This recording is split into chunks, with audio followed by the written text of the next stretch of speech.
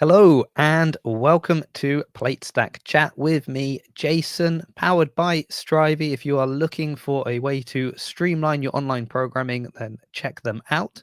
Now, today I have a fantastic guest joining me, a star in more ways than one in the world of CrossFit.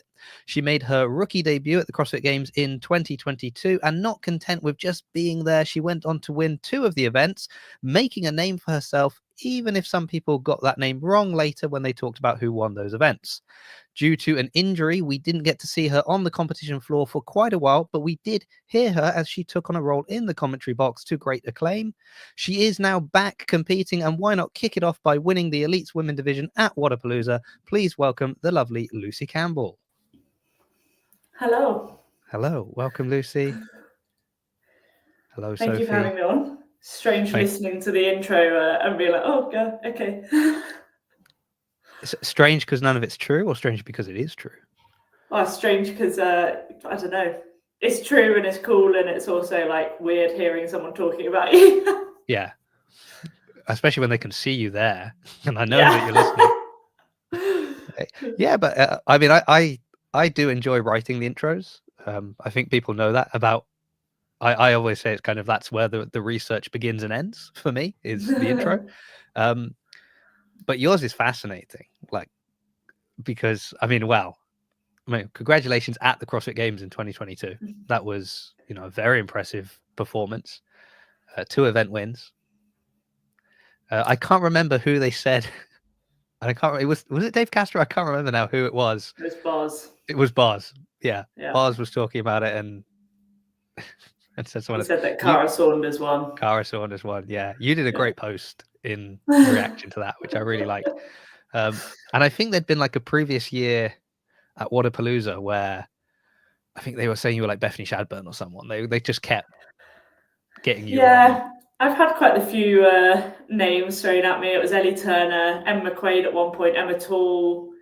I think it was just like a blonde athlete, sort of just plucked out of thin air, and then the classic like Lucy Campbell, Lucy McGonigal. Like people are really struggling with the whole two people from a similar place, also called Lucy. Yeah, it's crazy. Yeah.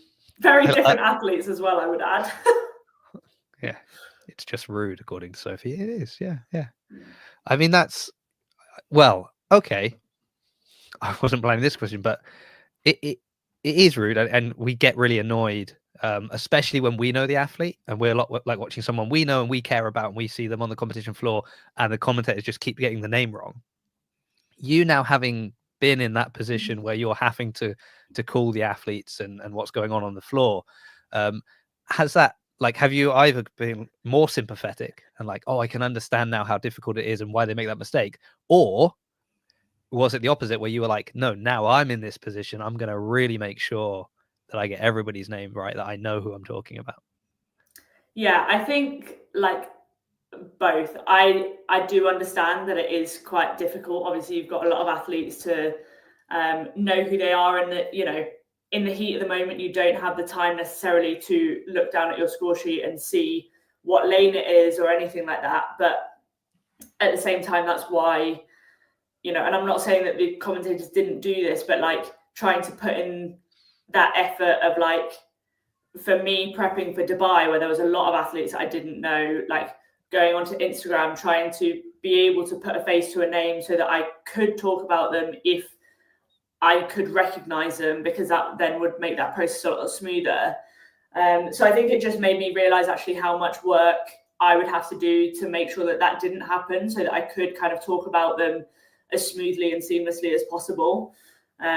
So yeah, like it definitely sort of made me appreciate the challenge, but also then made me do the work because I didn't want to be in that position. Yeah, well done. Well, I mean, I wasn't planning to talk about it this soon, but the commentary thing is really interesting. That you kind of, I mean, that was quite. Had you mentioned that you were doing that before it happened, or was it just when people heard you? Because I remember being quite surprised, like hearing you and being like, I know this voice. Yeah, was quite strange, because I don't think that had ever happened to me, like I was going to say in CrossFit, but probably in sport in general, because I don't follow a lot of sport. So it was quite weird to like tune into something familiar and then hear this voice and be like, hold on a second, I know that voice. And that doesn't normally fit in this scenario, but it makes perfect sense why it's there. But I don't know if I don't think you'd posted anything about it beforehand, not at least nothing that I'd seen. No, I hadn't really, I'll be honest. Like, I didn't, it was very new to me in terms of like, I didn't know the protocol of whether I was allowed to post about it or anything like that. And because it's working with CrossFit, I also didn't want to risk it and I didn't want to cross that boundary. So I sort of kept it quite quiet. And then, like, I think it was a really strange situation for me because, I didn't know what I was going to be like at it. I was really nervous about it because it is a big deal, and because I wanted to do a good job. And so I think that was also probably a reason why I didn't really publicize that I was going out there. And I also didn't really know what it would be like either. Like, I'd been a guest commentator the year before on one of the events at semis, and I think now that I've done the full gig, I realize how much help the guest commentators have. I was going to say, it feels quite hand-holdy, doesn't it? When because usually, like, if there's two people commentating, when they bring on a guest, it's the guest plus those other two. The guest isn't having to completely fill one of the roles. Yeah, it's question and answer essentially, and it's like, a completely different ball game where, like, even with being the commentator, and I was the color commentator in that scenario, so this was another thing that I didn't realize going into it, is that essentially the commentators have two different roles. You have the play-by-play who is telling you what's going on the floor and everything like that, and it's telling you who's moving on to what, who's in the lead, who, whatever. And then you have the color commentator, which was my role, and that was essentially to like chime in with useful information, like why they might be doing something a certain way or pick up on interesting things. And I didn't realize any of that until I was actually like out there and on the field. And actually it's where like Chase was really useful in that because he's done both jobs. So in that circumstance, he was the play-by-play, but he has been a color commentator in the past. He was really good in terms of giving me advice, and like even for us trying to coordinate, like, when do you speak, when do I speak, am I coming in straight away, am I finished yet? And then there's so much like going on as well, because you've got your headsets on and you're talking to the broadcast team behind the scenes, and they're telling you, they'll like count you out and be like, right, you've got 5 seconds and you need to finish. So even if I've got this really long thought going on, I then have to find a way to wrap it up. And like, it's all of that stuff that you don't realize is happening when you're actually just watching it. So it was really new to get used to.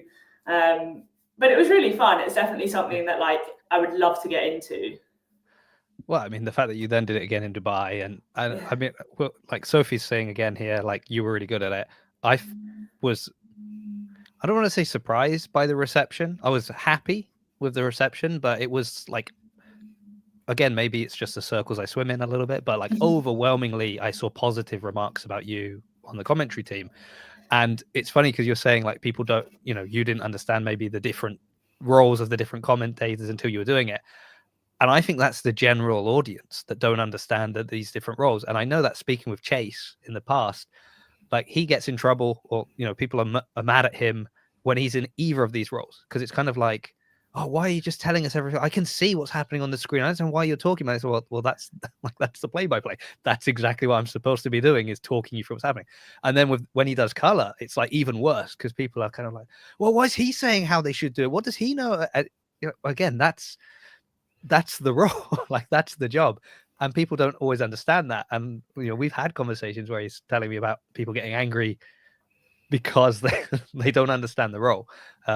But well done navigating all of that. Maybe it's because you're a fresher athlete and people are like, oh, well, yeah, if it wasn't for an injury, she would be on the floor. So her saying how she would approach this workout makes sense in their mind, because they're like, yeah, that does make sense, I think as well, like, I've definitely seen circumstances, and now that I know that this is the color commentator's job, is to come up with like the advice before the workout as to like, oh, these are the key points, or like step to success, or whatever it is. Yeah.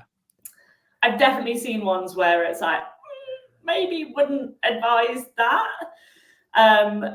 And so it's really funny to then be on the other end and be like, oh God, I can't mess this up, because like I will be on the receiving end of those sorts of comments. Yeah, what's made me laugh there is now someone can go back and fact check this if they want, but I am sure during a period when semifinals were, identical workouts but in different locations, and they were putting up on the screen a little graphic with like, steps to success or something, how to approach the workout. I'm almost sure I saw different advice given for the same workout, just depending on the location.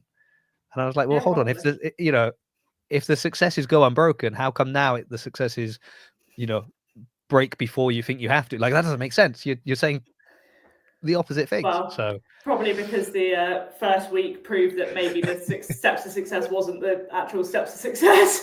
That's a good point. The following week we'll learn from that. That is a good point. Again, this is something I was going to speak to you about later, but because we've jumped straight into commentary, I saw a comment today when I was doing my little bit of research for my intro for Lucy Campbell, and I went somewhere where I very rarely go, and that was Reddit. There was a Reddit post about you. Okay. Oh wow. Now Reddit notoriously is a dangerous place to see posts about people. It's never. I actually found one of my YouTube videos posted like in a Reddit forum, and I was like, uh-oh. And then they were all very nice, and I was like, that doesn't sound like Reddit. This, it was people talking about your comeback at Wodapalooza, but there was a statement here. I'm going to have to scroll and find it now. Hold on a second. Where was it? Now I've said it. It's disappeared. Oh, okay. This is on a Reddit post, and it's by someone called C_MJ. And he said, I feel like I've gotten to know Lucy through her time spent as an announcer, and I felt like I was cheering on a friend these past few days. So it was so fun to watch and so deserving of this. That's nice. Yeah, I just wondered if you'd had any like of that kind of sentiment. Like, do people feel they know you a bit better now because they've heard you talking for a couple of days on the mic, which again, in the grand scheme of things, is probably a lot. When you think of other athletes, we get a minute at the end of an event win, maybe, and then you've now spent like however many events talking. Do you feel like people think they know you a bit better? I think possibly. I think I'm not usually someone, except for these kinds of things, like it's rare that I'll talk to camera on Instagram or anything like that. Like I'm trying to get more confident with it, but it still feels very alien. And so a lot of what I post, unless I have been quite vulnerable with my return from injury and everything like that, like I do try to do that. But I think it's probably a combination of all of that like I've been quite open on Instagram about the highs and lows and how things have been feeling and everything like that. But also I have been more, I say in front of the camera, obviously behind the camera in the commentary space, than I was pre-injury.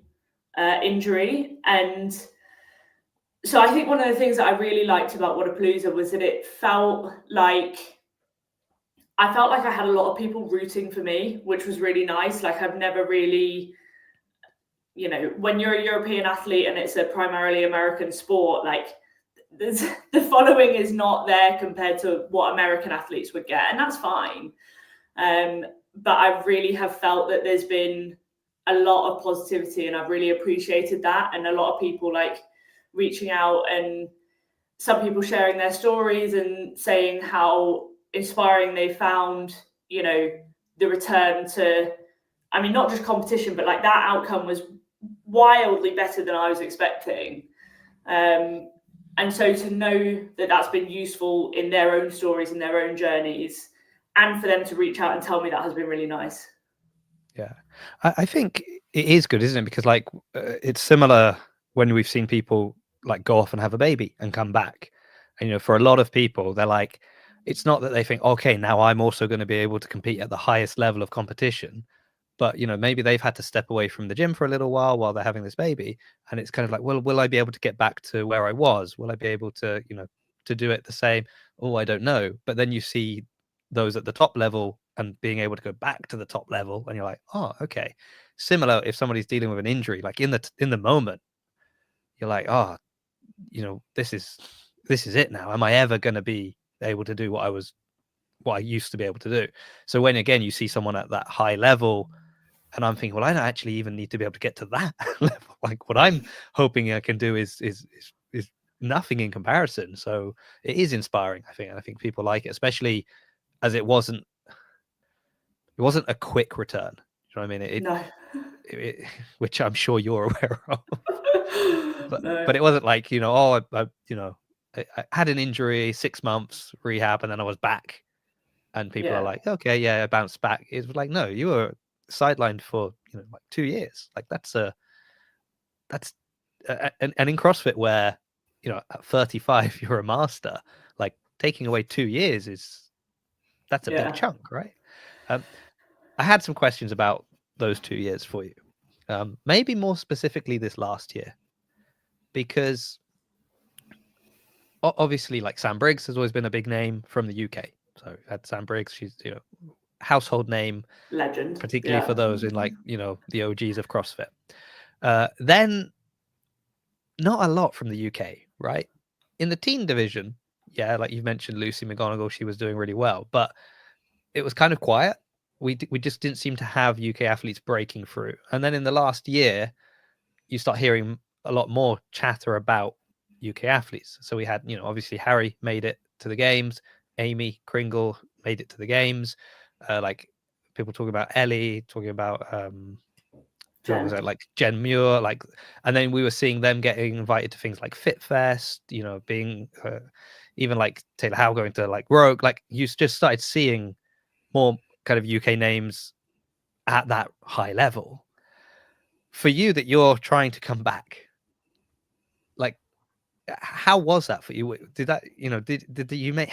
I'm guessing, was that looking then like, oh no, this is going to be even harder to get back than before, because kind of you were the UK name, and now there are all these other UK names as well that are like that are.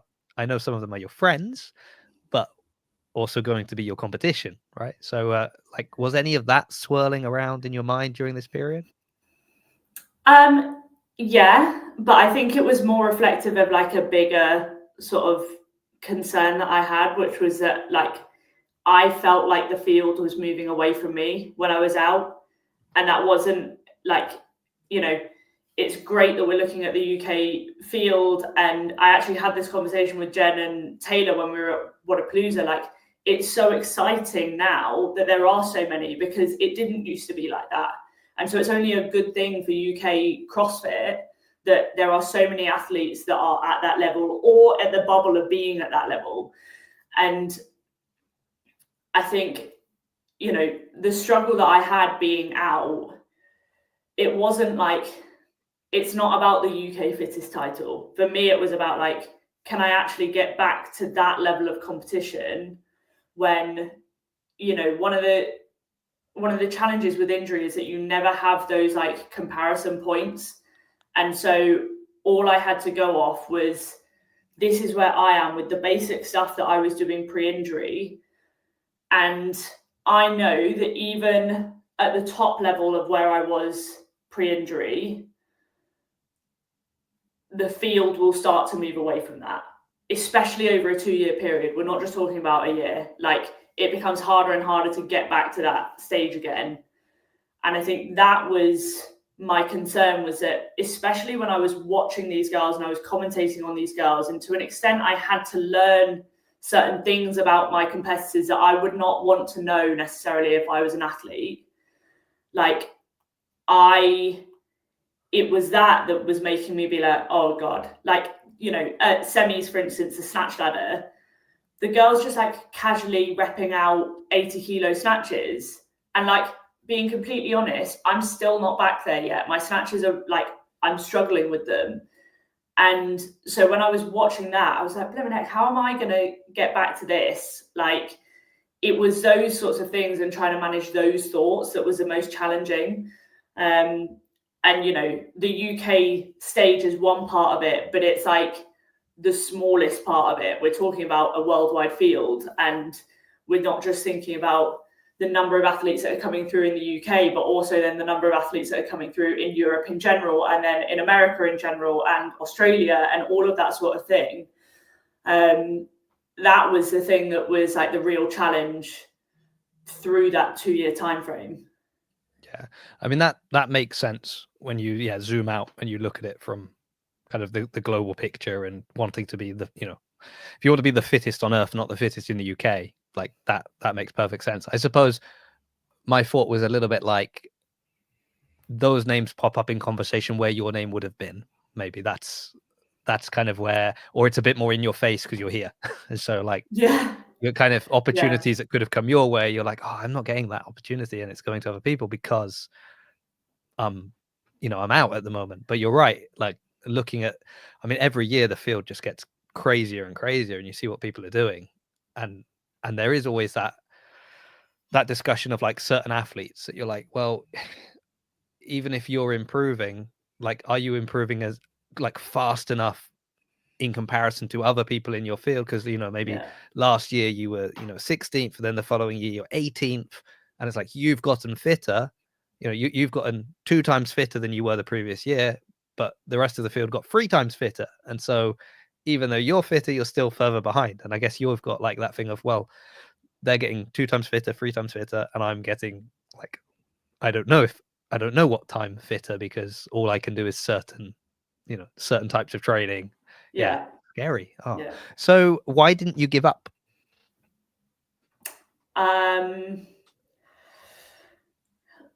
I think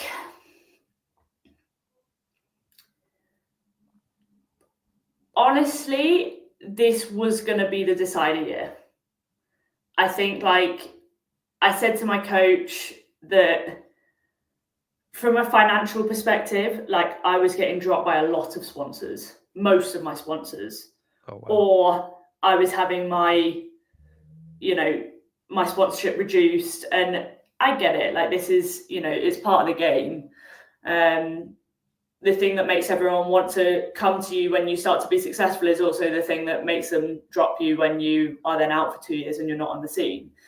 But I was starting to feel that a lot more. And I think, like, especially having the gym go bust in June and having 3 months where I was, you know, unemployed and everything like that, like I felt that a lot more. And that was kind of scary as well. I think, like, I did not realize, honestly, how useless I would feel being unemployed. It was really like horrible experience.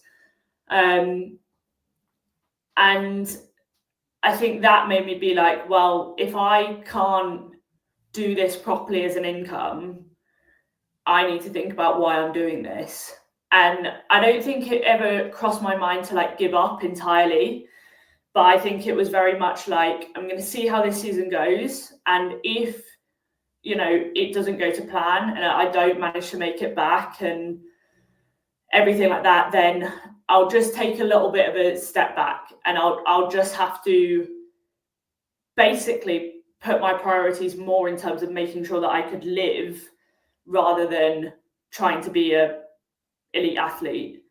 But I think, like, fundamentally, one of the things that kept driving me through was that, like, if I didn't go through this process, the pain would always be there. So I had no choice but to commit to the process of the rehab in the hope that, you know, at some point I would be not necessarily pain-free, because I'm still not pain-free, but I would be able to use my wrist properly without being like, oh, I've got to G myself up for how much this is going to hurt, and like those sorts of things. Because it was like,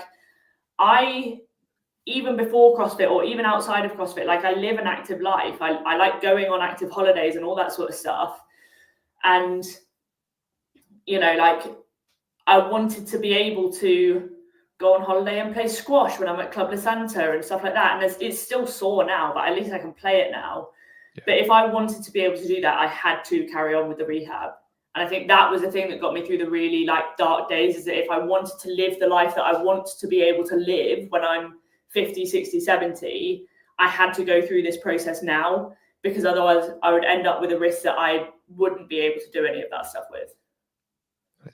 And I guess that is the nature of functional fitness, right? Is that like we look at it as like, oh, we were doing these movements and they're functional for daily life, but now we're putting them in the gym, and it went from like, this is training so you can be functional outside of the gym, to now you're training so you can be functional on the competition floor and be really good at doing these movements. But you know, your point there is that, okay, whether I want to be an elite athlete or not, I want to be an elite person. So I want, I want to be able to move. Do you feel that maybe helps you then with, individuals that are not trying to get to the CrossFit Games, but are training for health and longevity, and like you can kind of, I don't want to say empathize more with them, but when I suppose it's like when you're correcting someone's form, right? And it's kind of like, well, who cares if I get a no rep? I'm not going to the games. It doesn't matter. But you're like, well, hold on. The issue of form isn't about whether or not you're getting a no rep. This is how to move functionally in this way. This is what's going to keep your body safe and useful in other things you're doing. So I suppose it's got that nice little crossover for you. Yeah, I think like I've always resonated with that, to be fair. Like it's never been the saying in swimming was like, everyone has their own Olympics, like everyone has their own big thing. And so for me, when I was swimming, it was the Olympics, and then it became the CrossFit Games, and everyone else has their version of like what the big thing is that they want to do, whether that is in the gym and they want to get a movement, a bar muscle up, whatever, or whether it's like, actually, I just want to not get exhausted every time I have to run after my kids or whatever. And like, when it comes to the point of movement, like I do very much believe in the use it or lose it. And you see that time and time again. Like, it's one of the things that I love that's coming out from CrossFit at the moment, is like, oh, look at this, 70-year-old, and look how well they're moving. And like, that's the quality of life that I want to see. And like, I see it in my own parents, like they've trained through most of their lives. And especially for my mum, more recently got into like weight training and stuff like that. And they are very active, very mobile. They can do the things that they want to do. And, I think that does inspire me, and that does make me want to like spread that and make sure that everyone has the quality of life that they should do. Because like, to me, I see my parents, they're coming up to 70. I don't see them as old. They don't strike me as old, but they are now getting older. But the way that they move and how much they're able to do with their bodies makes me realize that actually, like, that's because of all the stuff that they've been doing. Yeah. I mean, I guess it's nice because you can almost see your future, right? Like, well, I know if I keep moving, if I keep doing this, I've rehabbed through this injury, so when I'm in my 70s, I'll be able to move the same way my mum does, kind of thing. Like that's yeah. I think it's. I mean, we've talked about how commentary has kind of endeared you more to the community. I feel like that as well is the kind of thing that endears you to the community. Like when you're really in it and you're like, no, I love I love doing CrossFit, not just because I can win some money at a competition, but I love what it can actually do for, everyday people outside of the gym, the practical value of just being fit. I think that endears you to a lot of people, because that is, what CrossFit is for the majority. Like we have this conversation at the box, like, people are signing up for the Open. Obviously, this year there's a lot of discussion as to whether or not people are signing up for the Open. But like when I go into my local affiliate, the majority of them have no idea what the Open is beyond kind of, it's, it's going to be, it's all the workouts we're going to do for 3 weeks. Okay. Oh, and everyone else in the world is doing these same workouts. Oh, that's interesting. Like that's what they know of CrossFit, right? And you say, who's a really good athlete? Oh, well, Alec, Joey, Ollie, like they're good athletes, and they're just picking people they know locally, because for them, CrossFit is it within the confines of the walls of the box. So yeah, yeah, it's always nice though when you have someone who's kind of like straddling those two worlds of local affiliate and elite athlete, which Yeah, like I love coaching. I do love coaching, and I think like especially this year, it has been really hard to decide what to do because like I can see the arguments on both sides as to the decisions that people are making. And I think one of the things for me is that fundamentally I believe in the CrossFit methodology and what CrossFit is trying to do. I think the game situation is different, and I think that team is different. But I know how much of a big deal the Open is for our gym, and you know, people have that like love-hate fear around the Open, like, you know, oh god, I'm gonna have someone judge me, oh I might get a no rep, and it's like, you got a no rep, it's not the end of the world, it literally doesn't matter.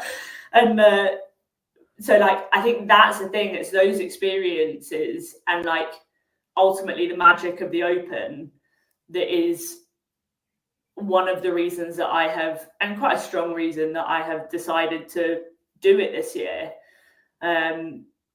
But yeah, I think like, you know, most people that come into our gym, they don't know who I am. I wouldn't expect them to know who I am. And that's fine.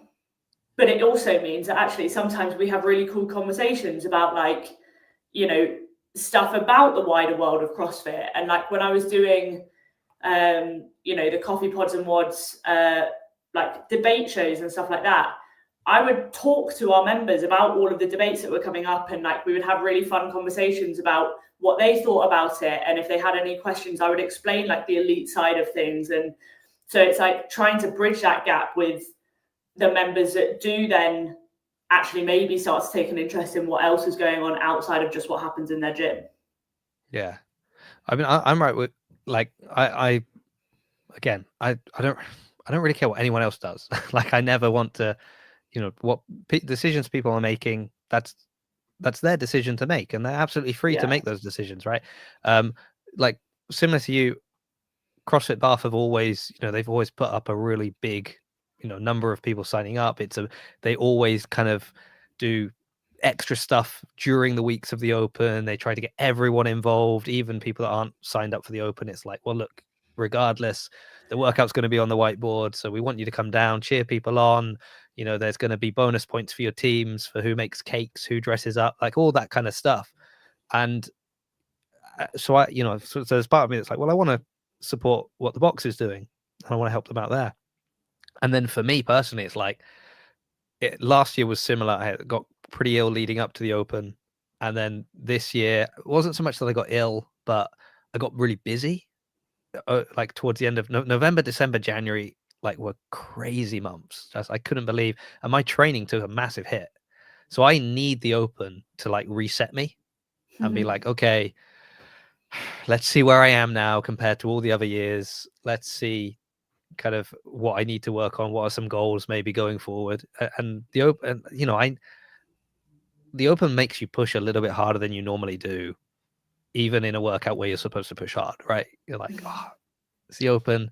Everybody's looking at me. I've got somebody judging me. I'd normally take an extra 5-second pause here. I'm not going to do that. I'm going to just jump straight into it. And I kind of need that. So for me, that's the Open. My season starts and ends at the Open usually. So for me, that's why it's such a good thing of it being like a local thing. I understand why other people are making other decisions. That's fine. It's I was going to ask kind of your plan for this season in general. So you are doing the Open. So I guess you're making a run for the games again this year. Now that you've won Wodapalooza, I mean, that's all that's left, right? Is to win the games. I think so. My plan is games and obviously WFP. And I say my plan is games, knowing that actually this year is probably the hardest year to qualify for the games. You know, there's fewer spots. Anyone can show at the European events, especially, which I'm not super happy about. But, you know, it is what it is. And then the timing obviously is really challenging. I'm doing Wodland Fest, and then if I need to, the online semi-final, and then the WFP event is a week after that. So it's going to be super busy, like end of April to middle of May. And then, you know, if all things go well, the games is the beginning of August. WFP second event is the end of August. And then we'll see after that. Like I've missed competition. Like I've missed 2 years of competition. And at the same time, I don't want to go in all guns blazing and be like, oh, I'm going to do every single competition that's thrown at me, because I think I would probably burn myself out within a season of coming back. But like, it also, being out for 2 years made me realize actually how little I had competed prior to getting injured. Like, you know, I'd done some local CrossFit events. Like I did, my first ever event was June 2019, and then July 2019 was my like Battle of Middle Ground, Lone Wolves. I won the elite female division, and then I did 2 more comps after that, individual comps. Well, one individual comp actually, and then it was like lockdown and everything was online, and that's not what I do this for. I'm not here for I almost forgot about gym. lockdown for a second. Yeah. Oh yeah, of course, lockdown was right in the middle of all of that. So then it was like, come out of lockdown, it was Wodapalooza, Lowlands, games, done. 2 years. Wow. And so I think it's like there's so many bucket list events that I really want to go to still, and so many opportunities that I want to take up. And that was also part of the reason why I did the commentating, because I was like, this is exciting and I don't know what is going to come of my CrossFit career, so I may as well just see what happens here. But I think like I really want to compete more and compete as at good quality events. So yeah, I'm looking forward to it. So how are you, like, how do you plan to strike that balance then of, I need time on the competition floor, but I know if I overexert myself, you know, we go back like sanctional days where people were going from like sanctional to sanctional to sanctional, trying to get their ticket to the games. And you're like, it seems almost like the more, you know, the next sanctional you're going to, and then the one after that, and then the one after that, you're just getting more and more beaten down.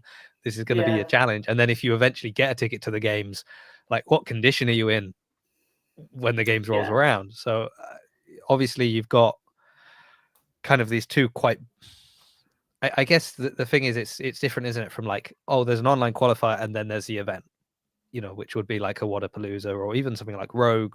You know, it's got its qualifying system, but there's still kind of here you can qualify and then you've got the event. Whereas both of these are like, you know, tiered, kind of, there's multiple stages that you're going through, and as you've said, timelines are not favorable for like are these going to be the only focuses then? Or, you know, you've talked about bucket list events. Is that for next year? Like, focus on these now? I think there's an element of that. Like, you know, there's a lot of opportunities that are really exciting in this season. And so, like, it's having those conversations with my coach and being like, you know, what is realistic in terms of not even just like what can we peak for, because there are certain points in the season where we're going to aim to peak, but like, what can my body manage? What can my wrist manage? Because that's the other thing. Like, I don't want to piss it off too much. But also trying to find that balance of being like, okay, there are like, I really want to compete in the UK at some point in the next couple of years, because actually I haven't done that. Well, I haven't done that prior to qualifying for the games. And I think actually coming back to FitFest, like that was one of the things that I had like a bit of FOMO on. It's like, I, as a British athlete, really want to compete in front of a British crowd. And that was one of the things that like, I was like, oh, I'm so annoyed that I can't be on that floor. Yeah, because weren't you were there 2 years ago, right? Not competing, but you were there. Like, what were you, I think you were. I bumped into you. I'm trying to remember what you were doing when I saw you. Yeah, but I know you were there because we chatted there. I've got it on camera, so you were definitely. But like that's even like it's almost worse, right? Because it's not just sort of you're sat at home like, wish I could be. You're there on the Oh yeah, like I watching it really in rubbed some person. salt in the wound there, just like to feel that pain. But no, I had because obviously there was like was it the triple threat comp that was going on at the same time? So I had some friends that were competing in that, and like I think one of the things about those sorts of CrossFit events is that when it comes to the UK crowd, most people are there, and so it's a really nice like catch up with loads of people. And yeah, like that was why I went, because also it was NEC, which is like 45 minutes away from me, so it's not too bad. And I was gonna say it's close. Yeah. Yeah, but you weren't there this year. This No, last one wasn't no. there this year because it coincided with Dubai, so I was Yes, busy. it did. You're right. Yeah, that was odd. Yeah, you're right. I'd forgotten about that. I was there, so that's why I couldn't get to Dubai. That's a bit too far. Yeah, for me. it was fun. Yeah, but hey, you were working at least, so that's good. Building up time on the mic for that kind of backup thing. Okay, that is interesting. I hope you make it to Fit Fest. That's always convenient for me. We've also got Rogue as well now. Another year in the UK, so that's a big bucket list event as well. Yeah, but would you? It's a bucket list event, but considering how Rogue kind of make it quite convenient for athletes to get there, would you prefer to? So you want to compete in the UK? You've said that, but like, would you prefer Rogue to? So they're doing a second year in Scotland, but if they move then the following year, would you prefer to do it in Scotland, or you would like? Oh, they've moved somewhere quite exotic, and actually they're going to cover my travel, and I can go and kind of get a bit of a holiday out of this. So I don't think many people know this, but with a surname like Campbell, I'm half Scottish. So I have a lot of Scottish family that I think would love to come and watch me, given the proximity. So I would love to compete at Aberdeen, mainly for that reason, to be honest, because for anyone that has the opportunity or has the desire, it's then way more accessible. So I mean, sure, they can cover the cost of however much my flight up to Aberdeen is, but that's the one that I would really love to go to. Okay, well then that's this year, Lucy. So I know you've already got a lot on, but if you can just somehow find a way to qualify for Rogue as well, that would be convenient. What's so said? I loved Rogue, just gone, so much fun to watch. Yeah, I also do think like at least if you go there, you're going to have an insane crowd no matter what. Like that, it was packed. People were it was such a vibe like through the whole event. So that's really good. Also, I know that like they're a bit controversial, but like I loved having the bagpipes there. So did you? Like I think just growing up, like my uncle plays the bagpipes and stuff like that. So I remember coming out because I was doing some of the event recaps with Brian, and I was like, "Oh, I love the bagpipes. I love the fact that they're here." And he was like, I was like, guess he doesn't like them so much. I've seen an interesting question that I will have to pull up in a second. When I arrived, like the first day, and the bagpipes were outside, I thought, okay, that's cool. We're in Scotland. Yes, let's get the bagpipes out. Maybe the last day, I remember like heading out at one point, and I had such a headache just from all the days of everything, and I walked out, and I could just hear the bagpipes again, and I just went, okay, I get it. We're in Scotland. It's fine. Like by that point, it started to wear on me a little bit. Rob Bird, how's the lower back from your sumos, Jason? Not as bad as I thought it was going to be, Rob. Actually, we had 5x5 sumo deadlifts yesterday, followed by I was going to say 10-minute AMRAP. It wasn't. It was 5 rounds for time of 15 kettlebell swings and 15 calories on the rower. And yes, I did feel, it's a lot of hinging. It's a lot of hinging. Yes. But yeah, it's all right. I survived a day of workout today, and it didn't feel too bad. I'll let you know tomorrow when I see you in the gym, hopefully, Rob. And on your point of Campbell, like this means nothing, but my mum is now a Campbell as well because she remarried, and so So she's actually a Campbell. So I is a do know. common I've even surname, seen the tartan and everything of the Campbell yeah. clan. So yeah, okay, interesting. I hope you make it there, but I hope you I hope you make it. But I hope you make it because you do so well in other events that it bumps you up, and then they're like, we've got to take her because That's the goal. That is the she's, goal, I'll be honest. and then it's like you get there, but it's not another thing that you've got to manage with all the other time constraints and that. Because I guess online qualifiers at the moment are kind of going to be tough for you, if for anything really, considering how packed your calendar is with potentially other events. What events are like locked in so far then for you? Woodland Fest, potentially the online semi-final, WFP event 1, in fact all of the WFP events. That's it for the moment. Obviously, if all goes well, the games, but past that point, we've not set anything in stone. Nice. What are you doing like with the rest of your time? You said you like being active, you like doing stuff. You seem to have, a busy competitive calendar. Sorry, I've got to bring this up. Only just got here, so missed 40 minutes. Unless you've talked about it, I really loved you as a commentator, Lucy, but very happy that you can participate now. We did talk about it right at the start, actually. I think we got there almost immediately. Unplanned that we got there so soon, but yeah. See, look at that. Everyone loved you as a commentator, Lucy. I did see one comment that was like, I think Lucy's a better broadcaster than she is an athlete. And I was like, bro.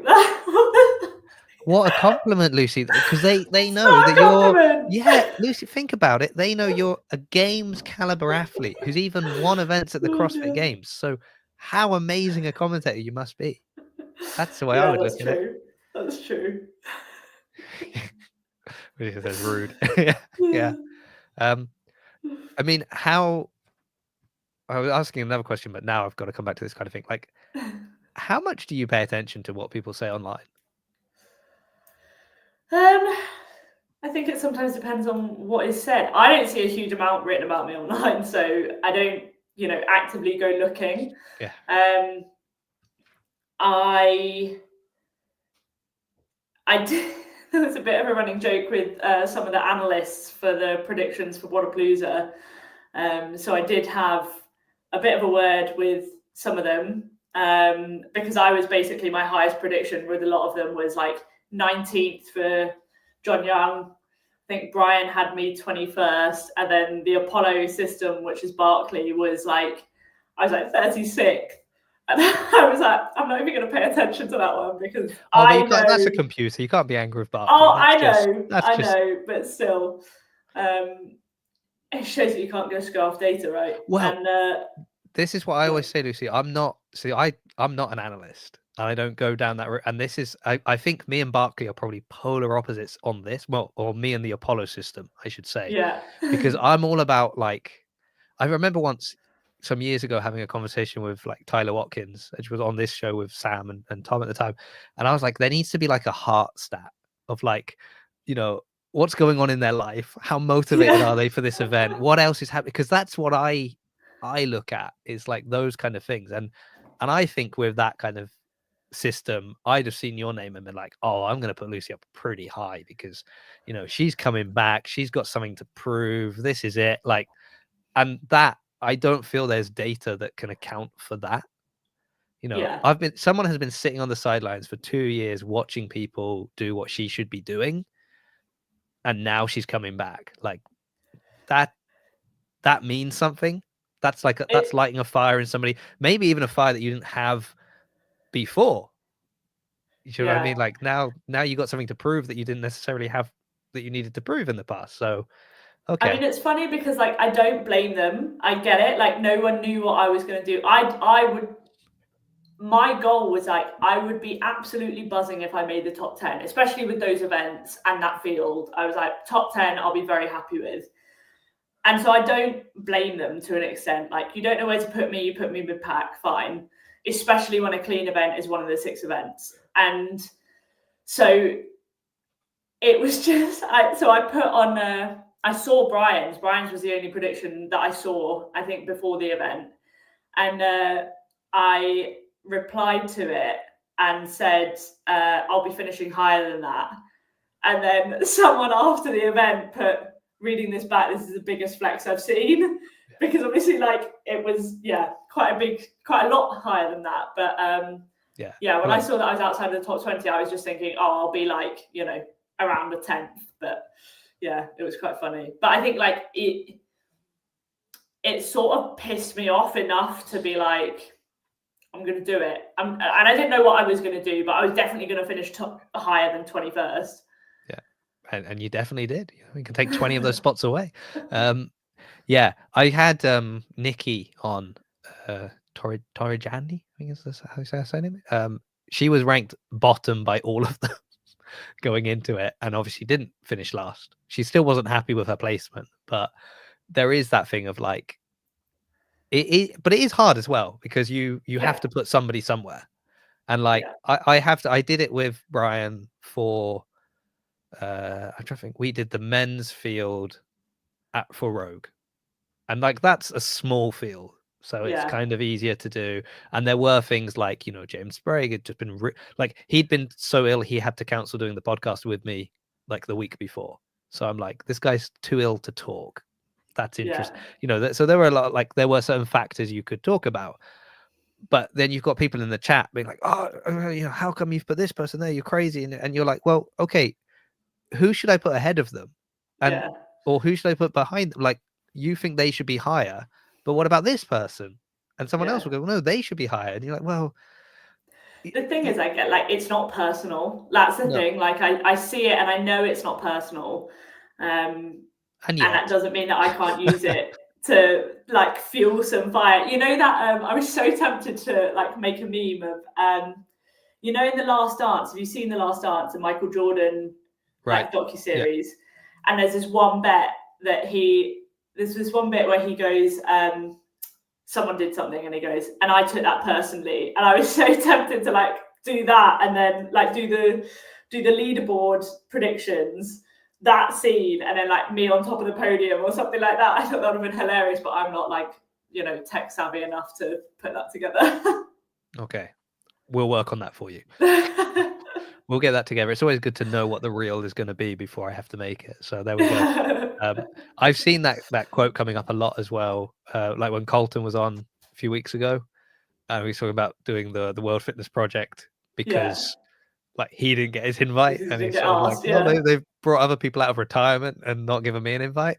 And then I've got that as a reel, and in the reels, people are like, and I took that personally, But yeah, I mean, you got to take what you can, right? Fuel and hey, if that's what helped get you, give you that extra little push on a workout that got you the win overall. Finally, then I guess on that, and also this is an interesting comment. The Americans also always rate their own athletes too high.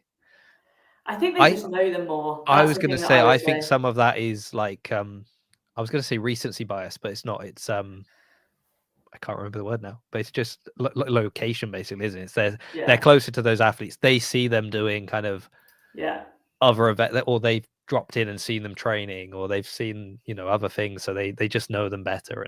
And there are some great European athletes that people just don't know. Proximity bias. Thank you. Oh, there we go. That's why I'm, so biased toward the European athletes, because I'm like, oh, I might actually bump into them in person. So this was a strange one for me, Lucy, because you're probably the first guest I've had that I've actually hadn't spoken to through a computer, but had spoken to in person. Yeah. And this is the first time we're speaking through a computer, whereas most of the people I meet is like, oh, it's been so nice to meet you in person, because we usually always talk through a computer. So, flipping things on the head here, which is great. Obviously, you said you weren't expecting to do as well as you did at Wodapalooza, but you won. I know it's not the games, and people haven't trained for it the same way they've trained for the games. Some people are doing like that and the team side. That's for you. So it's like, I did, yeah. yeah. So that's not an excuse. But what I mean is, like, obviously, it's not someone wins Wodapalooza and then like, well, I guess I'm going to win the games. But considering the doubt you had, having been sidelined for quite a long period of time, seeing these girls doing really well over the last 2 years, having to commentate on how well they were doing, like, has winning Wodapalooza like flipped a switch in your mind, or like, you know, given you that confidence that, you know what, actually, I haven't lost a step. I'm still as competitive as I was before, maybe even more so. Yeah, I think it's definitely like made me realize that actually things are going better than what I thought they were. I think, like, you know, when you train on your own so much, it's hard to really gauge where you're at.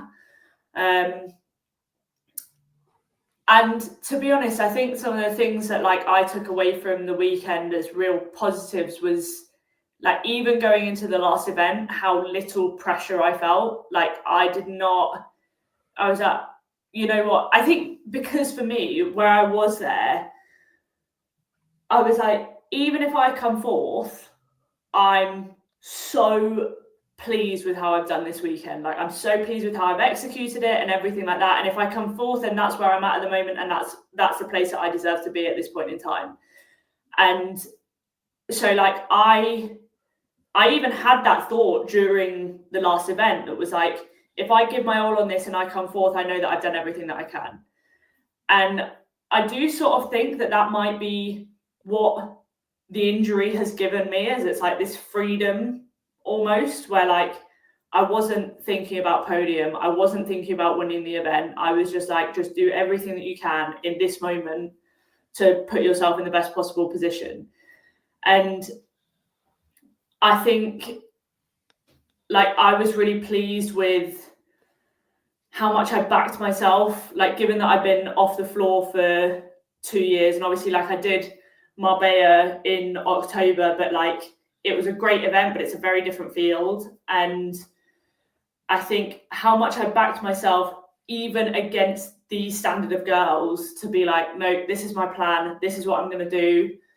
You know, this is the point at which I decide whether or not I can make a move, if there's any move to be made. And I think it's those sorts of mental things that I was just really pleased that I still had after 2 years out. Like, because I think that when you're at this sort of level, there's a lot of athletes that are very similar, and we're all, you know, trying our best and everything like that. And actually it's those little like mental differences sometimes that can be the thing between, I say winning and losing, but like winning and coming fourth, or winning and coming second, or whatever.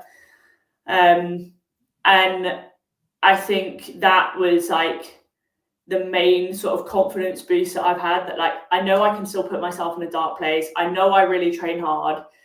And now that I know that all of those mental things are still there, I think that's the thing that really excites me going forward. Yeah, it's like, can I hold on to that now that I've got that? Because the fear is then to like flip it back and be like, oh, but I did really well at Wodapalooza, so now I'm putting that pressure back on myself that wasn't there. But so I've you still want to got a kind lot of, to work on. I'm not taking anything for granted. well, yeah, please don't. I mean, the fact that you can still go to a dark place, I'd love to know what that dark place is like. One day I'll get there, but I'll stay in the light for now. Well, thank you so much for your time this evening, Lucy. It's been lovely chatting with you. You're busy. You've got a lot coming up, which is great. Any other commentary gigs coming up, or is that had to be put on hold this season?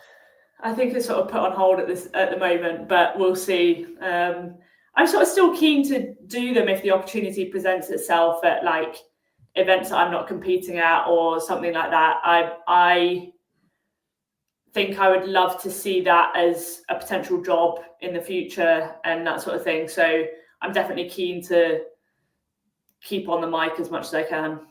Yeah. It was, I think I had it was a while ago. I had Bethany Shadburn on. I mean, she's been on a couple of times, but the last time she was on, we had Ella, who was like Paralympic canoer. I met her at a Wodaptive event, and she like Bethany had written out questions. She had like loads of questions she was asking. She was really interviewing her, and I was like, this is amazing. She's like, it's all training. It's like time on the mic. She's just preparing for, the next step. I think it's good. It's always good to have not a backup plan, but that athletic careers are finite, right? Doesn't last forever. So, but you're like, I'll never be able to commentate on an event the way you can, because I haven't been on the floor at that level of competition, knowing the feelings that you'll feel. Like, I've heard people talk about it. I can imagine, but like, you have such a viewpoint that is kind of unmatched, and then you can be there and people will listen to you and will be like, well, yeah, she knows what she's talking about. She hopefully know what I'm talking about. So I think it was overwhelmingly positive, the things I heard. So yeah, wonderful. Well, thank you, Lucy. Normally I would announce when the next ones are. And I was going to say, but I don't know. I think maybe it's Monday, but I think I've actually had a message while we've been talking. So, okay, Monday, Paige Semenza will be on. It will be either 2 or 3 p.m. EST or sometime after 5. I need to have a look and see what that corresponds to in the UK, and then I'll book that in. But if you want to come back on Monday, everybody, that's who the guest will be. Thank you again, Lucy, and thank you everyone in the comments, especially for giving me proximity bias. I cannot believe I could not remember the word, but at least I'm not kicking myself now all night trying to remember it. So thank you, everyone, and all the best on your season, Lucy. Thank you.